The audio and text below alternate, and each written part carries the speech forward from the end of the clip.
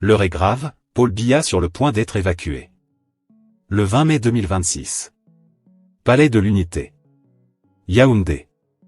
Des centaines d'invités en tenue d'apparat. Des uniformes chamarrés. Des verres qui teintent. La République célèbre. Les caméras de la CRTV tournent. Tout semble parfait. Tout semble sous contrôle. Et puis, en une fraction de seconde, quelque chose se passe. Quelque chose que personne n'aurait dû voir. Quelque chose que le pouvoir a immédiatement cherché à effacer. À étouffer. À faire disparaître comme si ça n'avait jamais existé. Ce soir-là, selon plusieurs sources concordantes, Paul Biya s'est effondré. Dans la salle. Devant tout le monde. Et depuis cette nuit-là, rien n'est plus tout à fait comme avant. Nous sommes le 7 juin 2026. Et aujourd'hui, selon des informations qui circulent avec une insistance troublante, le président camerounais serait sur le point de quitter le territoire national à bord d'un avion médicalisé. Direction Genève. Direction une clinique suisse. En urgence. Dans le secret.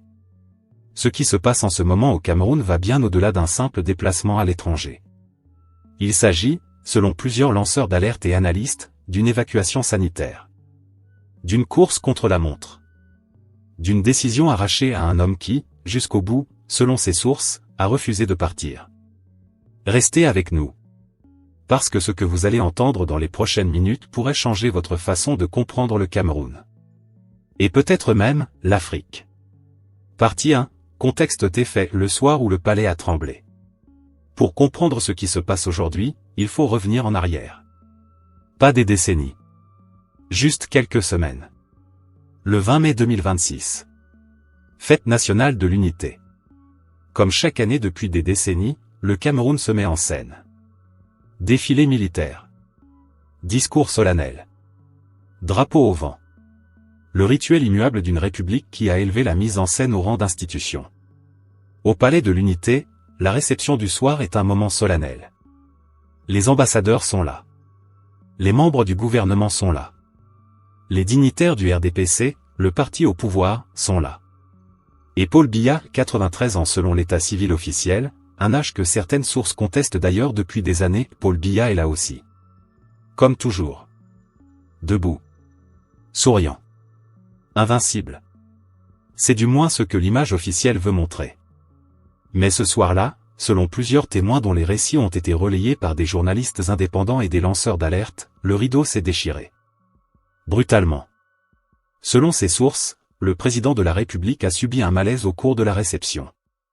Un malaise grave. Une chute lourde. Dans une salle remplie d'invités médusés, qui n'en croyaient pas leurs yeux. Et là, en quelques secondes, une mécanique parfaitement huilée s'est enclenchée. La direction de la sécurité présidentielle, la DSP, a réagi avec une précision militaire. Un cordon de sécurité s'est formé autour du chef de l'État en un instant. Les médecins du palais ont pris en charge le président en urgence absolue. Le périmètre a été verrouillé. Les téléphones rangés. Les regards détournés. Mais ce n'est pas tout. Dans le même temps, selon des informations concordantes, Ferdinand Ngo, le secrétaire général de la présidence, l'homme le plus puissant dans l'ombre du trône, aurait immédiatement exigé l'omerta totale. Les invités auraient été sommés de se taire. Sous peine de sanctions. Lourdes. Le message était clair, ce que vous venez de voir, vous ne l'avez pas vu. Et comme si ça ne suffisait pas, la CRTV, la télévision nationale, la voix officielle du régime aurait coupé le signal de sa retransmission en différé. Au même moment. Comme par réflexe.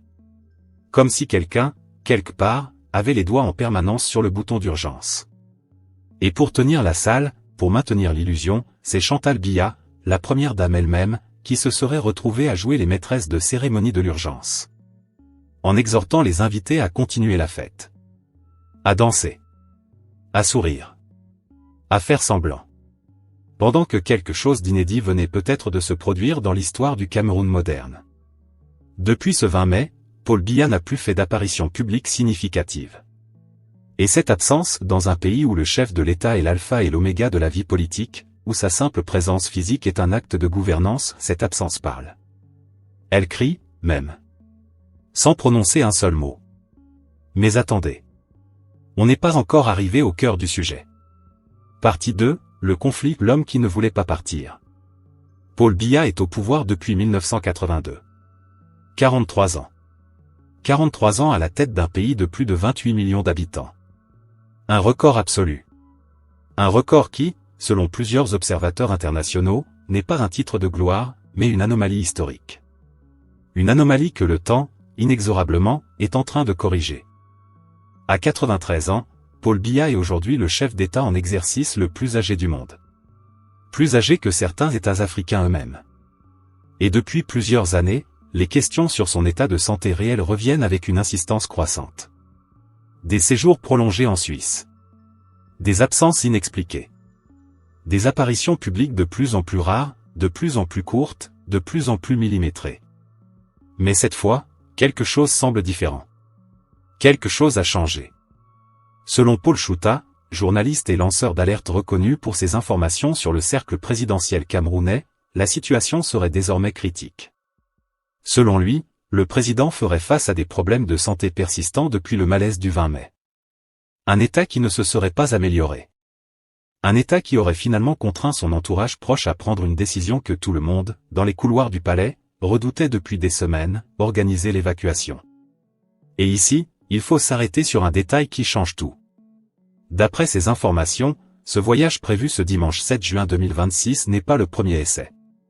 Il aurait déjà failli avoir lieu plusieurs fois. Plusieurs tentatives. Plusieurs préparatifs. Plusieurs dispositifs mis en place. Et à chaque fois, selon les mêmes sources, annulés. Avortés. Repoussés. Pourquoi? Parce que Paul Biya aurait refusé de partir. Non pas par attachement à son pays, non pas par sens du devoir. Mais par peur. Par peur d'un coup d'État en son absence. Laissez cette information s'installer une seconde. Un homme qui a verrouillé tous les leviers du pouvoir pendant 43 ans. Un homme qui a éliminé, marginalisé, emprisonné ou neutralisé tous ceux qui auraient pu lui faire de l'ombre. Un homme qui a construit son règne sur la méfiance systématique, sur le cloisonnement des centres de décision, sur la règle du diviser pour régner. Cet homme-là tremble à l'idée de quitter son territoire, même pour aller se soigner. Parce qu'au fond, il sait. Il sait que le pouvoir, dans ce pays, n'appartient pas à une institution. Il appartient à une présence physique. À un corps. À un regard. Et quand ce corps s'éloigne, le château de cartes qu'il a mis 43 ans à construire devient soudainement très, très fragile. Mais il y a une autre tension, encore plus profonde, qui travaille les entrailles du régime depuis des semaines. Depuis le malaise du 20 mai, selon des sources internes rapportées par plusieurs observateurs, deux logiques s'affrontent au sein du cercle présidentiel. D'un côté, les proches médicaux et familiaux, qui savent que l'état du président exige des soins urgents que le Cameroun ne peut pas fournir. De l'autre, les conseillers politiques et sécuritaires, qui savent que chaque heure d'absence du chef de l'État est une heure de vulnérabilité pour le système tout entier. Entre ces deux camps, un homme se retrouve à l'épicentre, Ngo Ngo. Le secrétaire général de la présidence. Celui qui, depuis des années, gère les absences du président, signe les décrets, oriente les nominations. Celui que beaucoup au Cameroun appellent, dans les conversations à voix basse, le président de l'ombre. Et dans ce contexte de tension maximale, d'après les informations disponibles, c'est finalement la nécessité médicale qui aurait eu le dernier mot. Le dispositif serait en place. L'avion médicalisé serait prêt. Et Paul Biya, à contre-cœur selon certaines sources, serait sur le point de quitter le sol camerounais. Mais ce que ce départ révèle sur le système va bien au-delà de la santé d'un seul homme. Et c'est là où ça devient vraiment intéressant. Partie 3, révélation et décryptage, ce que les images ne montrent pas. Il existe, dans le Cameroun de Biya, une règle non écrite mais absolue. Une ligne rouge que personne dans le cercle du pouvoir n'ose franchir. Cette règle tient en une phrase, on ne parle pas de la santé du président. C'est un tabou d'État. Une frontière sacrée. Et pourtant, depuis des mois, des années, certains signaux visibles, documentés, publics ont échappé au contrôle de la communication présidentielle. Depuis plusieurs mois, des observateurs camerounais et étrangers ont minutieusement catalogué des changements dans les rares apparitions du président. Une démarche de plus en plus hésitante. Un regard parfois absent. Des discours lus avec une lenteur inhabituelle, parfois avec des hésitations. Et surtout, selon certaines sources proches du palais dont les témoignages ont été rapportés par plusieurs médias indépendants, Paul Biya porterait désormais des chaussures orthopédiques spéciales, certaines sources évoquent même des prothèses, pour maintenir une posture verticale lors de ses apparitions publiques. Ce détail, en apparence anodin, est d'une portée symbolique immense. Dans un pays où l'image du président est une religion d'État, où chaque photo officielle est scrutée, validée, cadrée au millimètre, où chaque apparition est mise en scène comme un tableau vivant de la puissance. Le fait que le président ait besoin d'aide technique pour se tenir debout est une information d'une gravité politique considérable. Mais il y a plus. Il y a la question des séjours suisses. Depuis des décennies, Paul Biya passe de longues périodes à Genève, à l'hôtel intercontinental réservé à l'année pour un coût que les contribuables camerounais financent en silence, sans jamais en connaître le montant exact. Ces séjours ont toujours été présentés comme des vacances ou des consultations médicales de routine. Mais la fréquence, la durée et la discrétion croissante de ces voyages ont alimenté, année après année, des spéculations de plus en plus sérieuses sur la réalité de l'état de santé du chef de l'État. Et aujourd'hui, selon les informations disponibles, ce serait non plus un hôtel mais une clinique à Genève qui serait la destination de ce nouveau déplacement. Ce glissement, subtil mais absolument décisif, marque une rupture nette. On ne parle plus de confort. On ne parle plus de routine. On parle de soins intensifs. De médecins spécialistes. D'équipements que Yaoundé ne peut pas offrir. Mais ce n'est pas tout. Parce qu'il y a un autre élément dans cette histoire qui mérite toute notre attention. D'après les informations rapportées par Paul Chouta, le dispositif logistique pour cette évacuation serait déjà entièrement en place à Yaoundé. Un avion médicalisé. Une équipe médicale de bord. Un protocole de sécurité renforcé. Tout serait prêt. Tout attendrait le signal du départ. Ce niveau de préparation ne s'improvise pas en une nuit.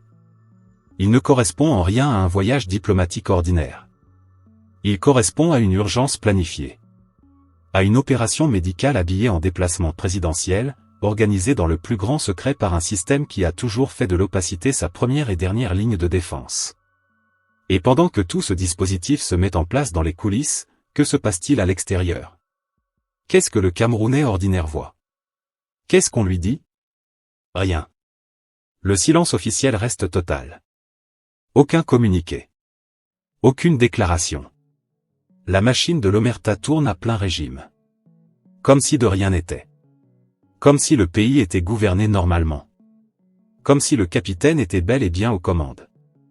C'est précisément ce gouffre entre la réalité des coulisses et le mensonge de façade qui constitue peut-être la révélation la plus importante de toute cette affaire. Et c'est exactement ce que nous allons décortiquer maintenant. Partie 4, analyse satirique approfondie, la République des apparences et ses habits neufs. Prenons un peu de recul. Et regardons ce tableau avec les yeux d'un Camerounais qui a appris, depuis l'enfance, à lire entre les lignes. À décoder les silences. À interpréter les coupures de signal. Au Cameroun, il y a une expression populaire que les anciens connaissent bien, quand le chef tousse, tout le pays dit qu'il fait beau. C'est une image. C'est aussi une réalité politique vécue au quotidien depuis plus de 4 décennies. Parce que dans ce pays, la vérité officielle et la réalité vécue ont toujours été 2 pays différents, séparés par une frontière que personne n'a le droit de traverser sans autorisation. Le 20 mai 2026, des millions de Camerounais ont allumé leur télévision. Ils ont vu des défilés. Entendu des discours. Consommé l'image d'une nation unie, forte, triomphante.